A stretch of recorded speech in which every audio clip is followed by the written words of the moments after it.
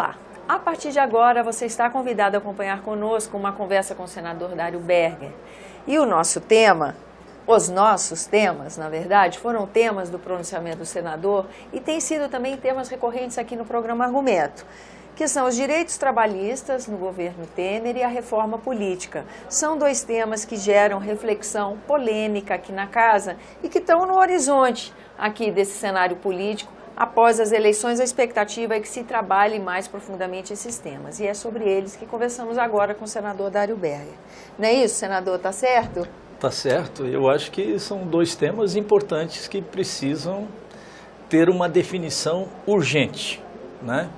Sem as quais nós vamos continuar como estamos.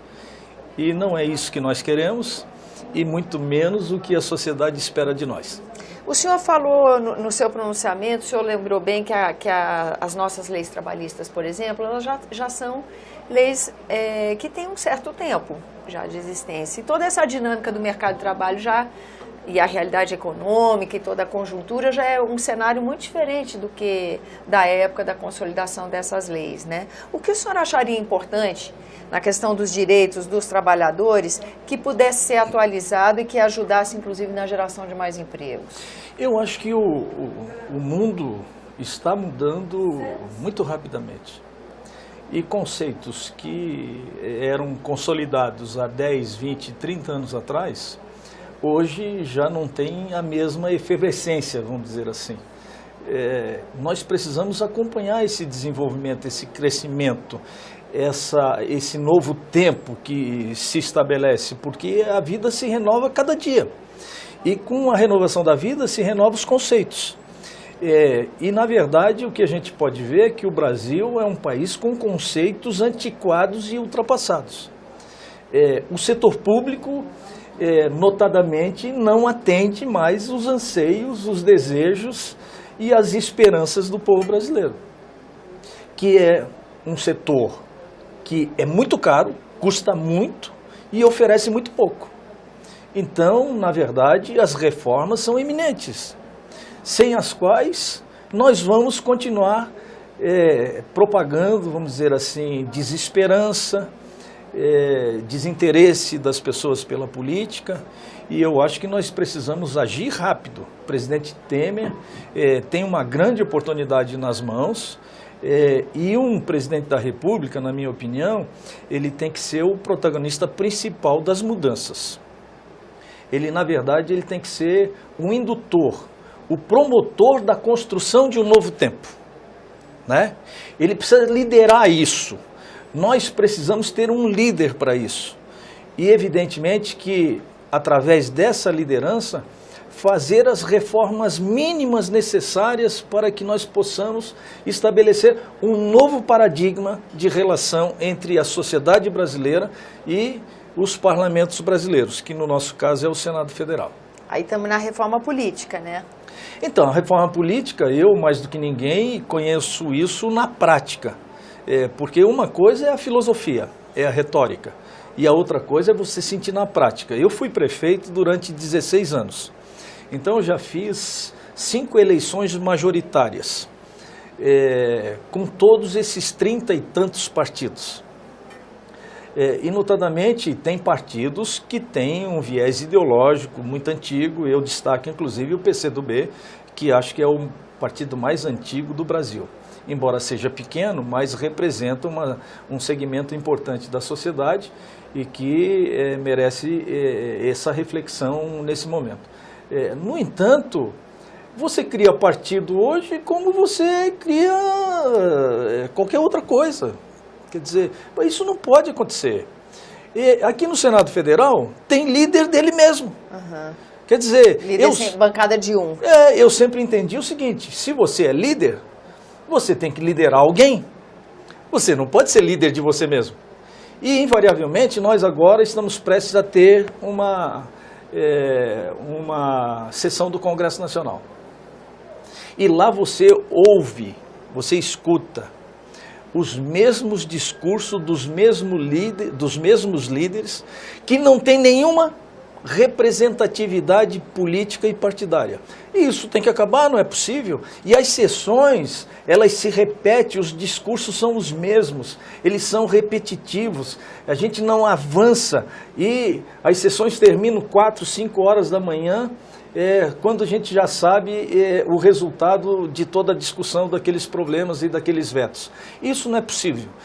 Francamente, o que nós precisamos no Brasil é de menos discurso e mais trabalho, mais ações, entendeu? Entendi. Discurso é bom, mas desde que ele seja objetivo, prático e que seja cirúrgico para que a gente possa enfrentar as dificuldades do dia a dia. Que ele esteja atrelado a uma ação. E o que o senhor acha de mais importante da reforma política? Seria a redução dos partidos? Seria uma cláusula de barreira? Uma coisa que... Redução não digo na existência de partidos, mas na atuação deles no âmbito legislativo, por exemplo? Eu acho que no mínimo 2 alterações são fundamentais. Primeiro, fim das coligações proporcionais.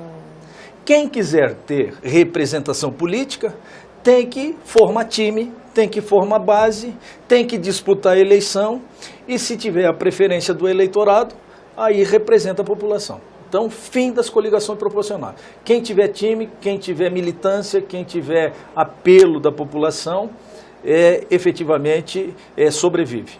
E a outra questão está relacionada fundamentalmente à cláusula de barreira. Não pode um partido que fez 0,5% dos votos no Brasil, vamos dizer assim, ter uma representatividade aqui que tenha prerrogativas em cima de outros senadores. Por exemplo, o meu partido é um partido que tem 19 senadores. E tem outros partidos que tem um senador só.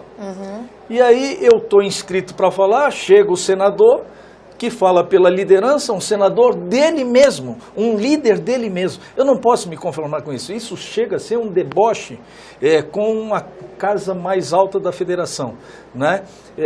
Isso é um negócio que as pessoas e a população não conseguem perceber por que isso não se altera, se isso é tão simples. Todos concordam com isso e por que a gente não altera? Me parece a resistência que temos aqui, não é? Mas me parece que chegou um momento, porque tudo tem limites. A gente atura tudo até um determinado tempo. Eu acho que essa questão se exauriu, nós precisamos avançar, nós precisamos, no mínimo, rediscutir o financiamento de campanha, né? Que eu não tenho posição formada a respeito disso. Eu sou favorável a não ter financiamento de campanha preliminarmente, vamos dizer assim, pessoa jurídica. Que eu acho que o que subverteu, vamos dizer assim, toda essa ordem pública foi essa relação de políticos e empresários que, lamentavelmente, deu no que deu e que nós estamos vivendo hoje no Brasil. Então, proibir esse financiamento, evidentemente que vamos ter menos recursos.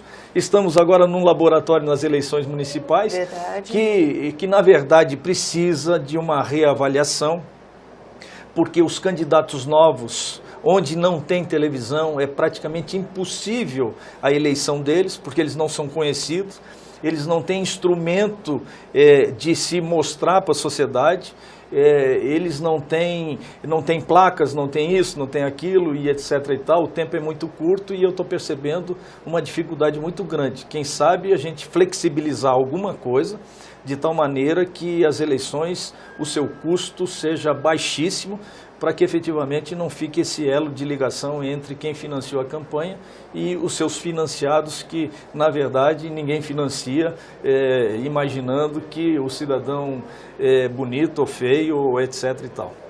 Agora, e o uso da internet? Seria um ambiente a se pensar para dar acesso a debates, a discussão, visibilidade ao candidato? Eu acho que sim, mas lamentavelmente a internet ela tem uma credibilidade muito duvidosa, entendeu? São poucas as pessoas que acreditam piamente que aquelas informações que você recebe através do seu tablet ou do seu telefone, etc., elas são verdadeiras. Porque meio que se prostituiu, vamos dizer assim, essa informação, que se fosse um instrumento confiável, eu acho que seria importante e fundamental, barato inclusive, que daria para atingir. Mas como que você vai confiar numa informação que efetivamente se posta na internet? quando na verdade é uma saraivada, a gente diz lá em Florianópolis, de informações que quando você vai checar, a grande maioria, se não a totalidade delas, não corresponde à realidade. Então, mas é um instrumento que precisa ser aprimorado, precisa também de uma legislação mais rigorosa, para que as pessoas possam utilizar esses meios modernos para o bem e não para o mal. Senador, infelizmente nosso tempo se esgota, mas vou encerrar aqui com uma pergunta. O senhor acha que, como o senhor disse, o tema da reforma política é um tema que encontra resistências? É aquela coisa, no discurso todo mundo concorda, mas na hora de executar lá há uma série de dificuldades. É um tema recorrente do Congresso Nacional, a reforma política. Bom, a gente passou aí por 2 anos, praticamente 2 anos muito tensos, o ambiente da política, né? Nós acabamos de atravessar um impeachment. Tudo isso vai gerar uma possibilidade, um ambiente de finalmente debatermos.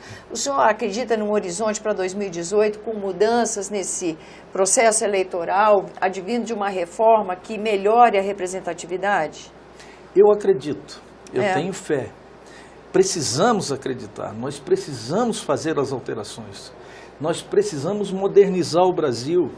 E modernizar o Brasil é amar o Brasil de verdade, é pensar no Brasil dos brasileiros e não pensar no corporativismo dos partidos políticos ou de determinados segmentos. Ou nós mudamos essa filosofia, ou então nós vamos fazer mais do mesmo que sempre fizemos.